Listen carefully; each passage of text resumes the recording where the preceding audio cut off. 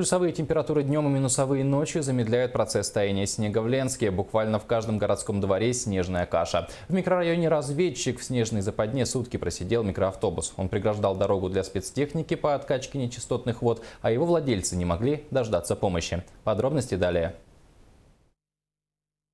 Для Натальи Умяровой автомобиль не роскошь, средство передвижения. Вот на этот раз молодая мама решила сесть за руль не для развлечения. Срочная помощь потребовалась ребенку. Вчера мы с ребенком должны были ехать в больницу. Поднялась температура, я села в автомобиль и решила поехать. Сдав назад и развернувшись, я провалилась в снег.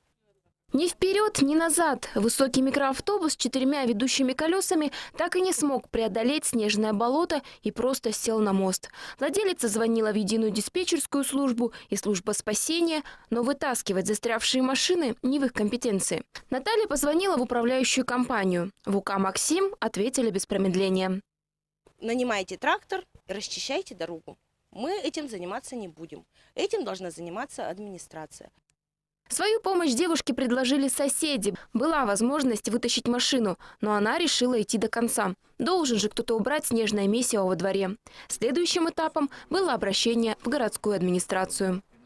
Есть проблема, она должна позвонить, и управляющая компания должна отреагировать. Если не будет никакой реакции, значит, она должна нам обратиться, и мы уже принимаем меры. На личный прием к руководителю управляющей компании Наталья отправилась вместе со съемочной группой.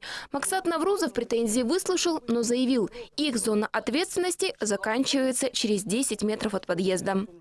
Вы хотите сказать, что вот то, что вот между домами, это не входит в ваши обязанности? Мы не чистим.